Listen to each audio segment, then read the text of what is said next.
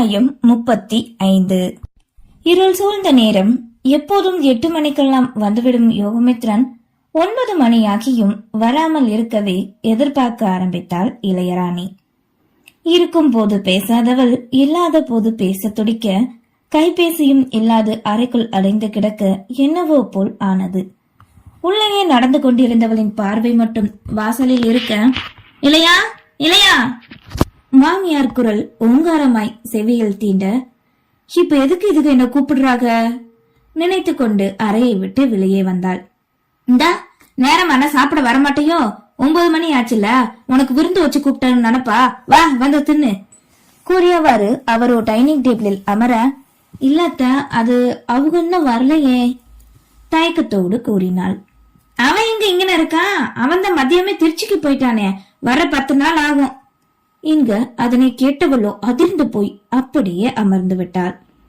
என்கிட்ட ஒரு வார்த்தை கூட இத பத்தி சொல்லவே இல்லையத்த, வீட்டுக்கு மதியம் வரலையே. ஓ மாமனாரு தான் புது மில்லு திறக்க மிஷின் எல்லாம் பார்த்து வாங்கிட்டு வா, அவரோட ஒண்ணு விட்ட சித்தி மகனுக்கு கல்யாணம், அதுக்கு முன்ன இருந்து எல்லாத்தையும் முடிச்சு சொந்தக்காரங்க எல்லாத்தையும் வளகாப்புக்கு நேர்ல போய் கூட்டிட்டு வாடான்னு சொல்லிருக்காரு. இதெல்லாம் அவன் முடிச்சிட்டு வர 10 நாளைக்கு மேல கூட ஆகலாம்.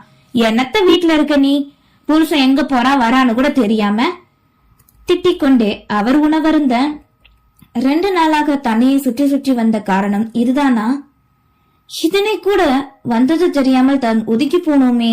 ஐயோ, இப்போது எப்படி கணவனிடம் பேசுவது யோசனையோடு நின்றிருந்தாள். என்னத்தடி யோசிச்சுட்டு இருக்க, வா வந்து சாப்பிடு. உன் மாமனாரு சாப்பிட்டு போயிட்டாரு, நீயும் சாப்பிட்டா மிச்சத்தை வேலைக்காரி எடுத்துட்டு போவா கூறவே பெயருக்கென்று உணவினை வைத்து உண்டாள்.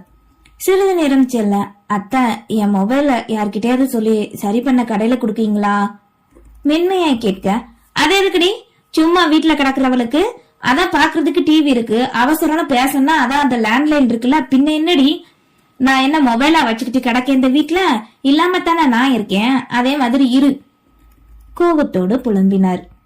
அதை கேட்டவளுக்கு உள்ளுக்குள் கடுப்பு. ஆறுதலும் தைரியமும் கொடுக்கும் தன்னவன் இல்லாதது கண்ணீர் ஊற்றெடுக்க வைக்க அமைதியோடு அறைக்கு சென்றாள். கண்களை கசக்கி கொண்டு மருமகளை கண்டு, இப்ப இவளுக்கு இங்க என்ன குறை வச்சோன்னு எதுக்கிட்டாலும் தண்ணி கொடுத்து திறந்து திறந்து விட்டுறா முணுங்கிக் கொண்டு அங்கிருந்து சென்றார் வள்ளியம்மாள்.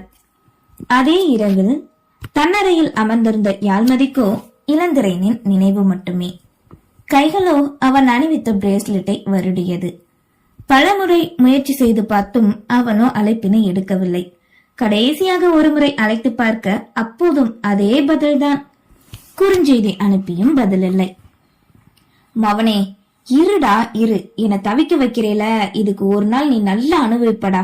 உண்மையிலே நீ என் மேல கோவமா இருக்கியா, இல்ல நான் வரலன்னு சொன்ன கோபத்துல என்ன பழிவாங்க இப்படி எல்லாம் பண்றியா?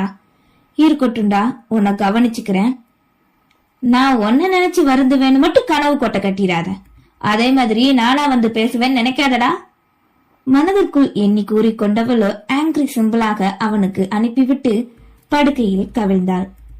அதே நேரம் பெங்களூரில் தான் தங்கியிருந்த அறையின் படுக்கையில் சாய்ந்திருந்த இளந்திரையன் இங்கிருந்தே அவளின் செய்கையை கண்டு ஆனந்தம் கொண்டான். கடைசியாக அவள் அனுப்பிய இமோஜியை கண்டு வெடிக்கும் அளவுக்கு சிரிப்புதான் அடக்க முடியாது தவித்தான். பாரடா, மேடம் கண்டுபிடிச்சிட்டாங்க போல, அதி புத்திசாலிதான், பின்ன ஏன் பொண்டாட்டியாச்சே துள்ளலோடு நினைத்தவனின் மனமோ அதனை அறியாது எப்படித்தான் யோசித்தது, என்ன யோசித்தும் விடைதான் தெரியவில்லை. அவனாக ஒன்றை நினைத்துக் கொண்டால் திருமணம் முடிந்து தனக்கு உரிமையானவள் என்ற நினைப்பு வந்ததால் தான் தன்னிடம் இந்த மாற்றமா? படுக்கையில் படுத்த யாழ்மதியின் மனமோ இன்று தான் முதலாக, அதுவும் தான் படித்த படிப்பிற்கு வேலைக்கு சென்றிருக்க இதற்கு காரணமாக இருந்த தன்னவன் செயல் நினைவுக்கு வந்து இதமான தித்திப்பு நெஞ்சில் பரவியது. சில வருடங்களுக்கு முன் பள்ளி முடித்து தேர்வு முடிந்த தருணம். அதிக மதிப்பெண் எடுத்த சந்தோஷத்தில் துள்ளி குதித்துக் கொண்டு வலம் வந்தாள் யாழ்மதி. மேற்படிப்பு என்ன படிக்கலாம் என நினைக்கும் போது ஆர்வமாய் அவளின் மனதிற்குள் தோன்றியது விவசாயம் சார்ந்த படிப்புதான். அதுதானே தங்களின் வாழ்வாதாரம்.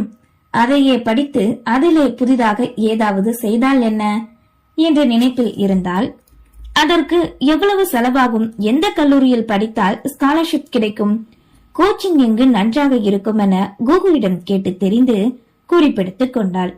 இப்படி அவள் மனக்கோட்டை கட்ட திறக்கும் முன்னே தந்தையின் மூலம் இடிந்தது. படிப்பதற்கு பதிவு செய்ய வேண்டும் என்பதால் தந்தையிடம், அப்பா காலேஜ் படிக்க அப்ளை பண்ணணும் சந்தோஷமாக வந்து கூற, அதுக்கு நம்ம தாராளமா படி, நேத்துதான் நம்ம ஆறுமுகமாக படிக்கிற காலேஜ் பத்தி பேசினேன், நல்லா சொல்லி தராகலாம், பக்கத்து டவுனு தானே, காலேஜ் பஸ்ல போயிட்டே வந்துடலாமா, அங்கேயே என்ன படிப்பு படிக்கணும்னு நினைக்கையோ படிமா என்க. அப்பா நான் ஆர்ட்ஸ் படிக்கல. சரி வேற என்னமா படிக்க போற? அக்ரிகல்ச்சர். அப்படின்னா என்ன படிப்புமா?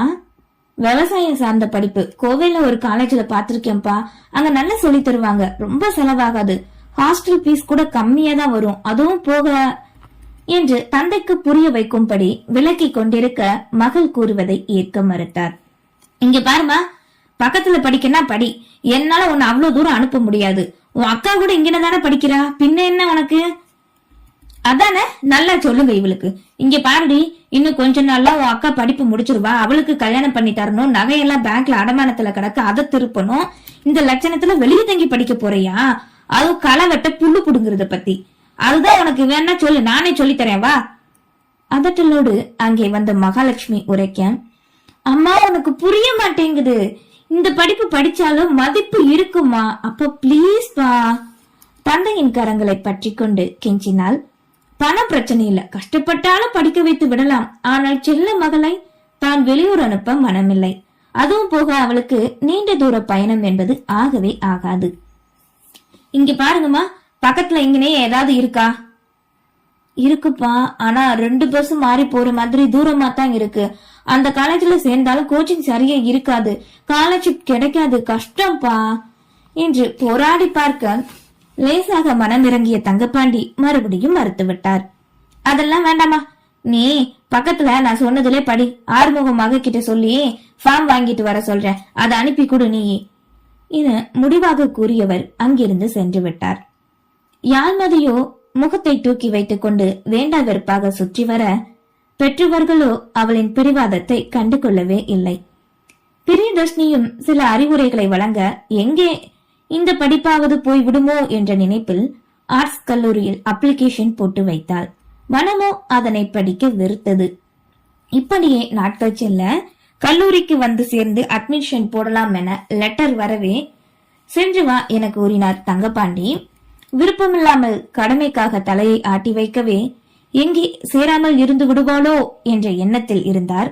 அப்போதுதான் சென்னையில் ஒரு மருத்துவமனையில் வேலைக்கு சேர்ந்திருந்த தேவகிருஷ்ணன் விடுமுறைக்கு வந்திருந்தான். யதார்த்தமாக வயலுக்கு செல்கையில் எதிரே வந்த மருமகன் தேவாவிடம், ஏலே தேவா, மதிக்கு வர திங்கக்கிழமை காலேஜ்ல சேர வர சொல்லிருக்காங்களாம், பிரியாக்கும் ஏதோ பரீட்சை இருக்கா, சின்ன பிள்ளைல கூட துணைக்க போயிட்டு வரியா என்றதும், அதுக்கு என்ன மாமா, தாராளமா கூட்டிட்டு போறேன், எந்த காலேஜ் என சிறிது நேரம் பேசிவிட்டு சென்றான். அப்படியே நாட்கள் சென்று சனிக்கிழமை வர தேவகிருஷ்ணனை சென்னை வருமாறு அழைத்து விடவே, மாமா கூறியதை செமஸ்டர் முடிந்து விடுமுறைக்கு வந்திருந்த தம்பியிடம் கூறி சென்றிருந்தான். இளந்திரையனும் சரி என்று கூறிவிட, திங்கட்கிழமை காலையிலே தன் அத்தையின் வீட்டின் முன்னே வந்து நின்றான். அவனை கண்டதுமே, அட வாடா இல்ல, எப்ப வந்த ஹாஸ்டல்ல இருந்து? தேவாதானே வந்திருந்தா மகாலட்சுமி கேட்க, நேத்துதான் வந்தேன் அத்தை, தேவா ஊருக்கு போயிட்டான், ஏதோ மதிக்கு காலேஜ் சேரணும், அவளை கூட்டிட்டு போயிட்டு வந்துருன்னு மாமான்னு சொன்னதா தேவா சொன்னானே, எங்க மாமா பிரியாவே வர காணுமே கேட்டவாறு வீட்டுக்குள் நுழைந்தான். வா மாமா வயல் வரைக்கும் போயிருக்காரு, பிரியா 8 மணி பஸ்ஸுக்கே காலேஜுக்கு போயிட்டா, இந்த மகாராணி காலையில இருந்து கிளம்பிக்கிட்டே இருக்காங்க. ஒரு அறையை காட்டி கூறவே, காலையில இருந்து கிளம்புறாரா, காலேஜ் சேரத்தான் போறாளா இல்ல கல்யாணத்துக்கு போறாளா நக்கலாய் கேட்க, கிளம்பி வெளியே உருன முகத்தை வைத்துக் கொண்டு வந்தாள் யாழ்மதி. என்னடி ஆறுமுகமாக சொன்ன மாதிரி எல்லாமே எடுத்து வச்சிட்டியா? அப்பா கொடுத்த பணம் பத்திரமா இருக்குல்ல, பத்தலைன்னா போன் பண்ணி சொல்லு, கொண்டாட சொல்றேன், பார்த்து போயிட்டு வாங்க 2 பேரும் என்க தலையை மட்டும் அசைத்தவளோ விறுவிறுவென வெளியேறினாள். இவளுக்கு என்ன ஆச்சு, எப்பவும் திறந்த வாய மூட மாட்டா, இன்னைக்கு அநியாயத்துக்கு அமைதியா கிடக்கா, முகத்தை எதுக்கு இந்த மாதிரியா வச்சிருக்கா நினைத்து கொண்டு அவளின் பின்னே வெளியே வந்தான் இளந்திரையன். போகலாமா மதி? என்றவளோ இருபுறமாய் ஏறி அமர எங்கோ வேடிக்கை பார்த்து கொண்டே கடுகடுவன முகத்தை வைத்துக் கொண்டு வருபவளை மிரர் வழியாக கண்டான். ஏன் இப்படி இருக்கா? பேசாம வண்டியை ஓட்டு மாமா, நானே கட்டுப்புல இருக்கேன். அப்படியா? சாப்பிட்டியா? இல்ல. ஏன் சாப்பிடல? சாப்பிட்ட என்னத்த பண்ண, நீ முதல்ல போ. கத்துவது போல் செவிக்குள் இறைஞ்சவே நேரமாகிவிட்டது போல என்ற நினைப்பில் இளந்திரேனும் வேகமாக தன் பைக்கினை செலுத்தினான். யாழ்மதியின் மனமோ கடைசியாக நேற்று கூட தந்தையிடம் கேட்க அவரோ அப்போதும் பிடிவாதமாய் மறுத்துவிட்டார். தன் வீட்டிலே தன் ஆசையை நிறைவேற்ற மாட்டார்களா எண்ணத்தில் கோபமோடு அனைவரின் மீதும் கடுப்பில்தான் இருந்தாள் யாழ்மதி. நன்றி.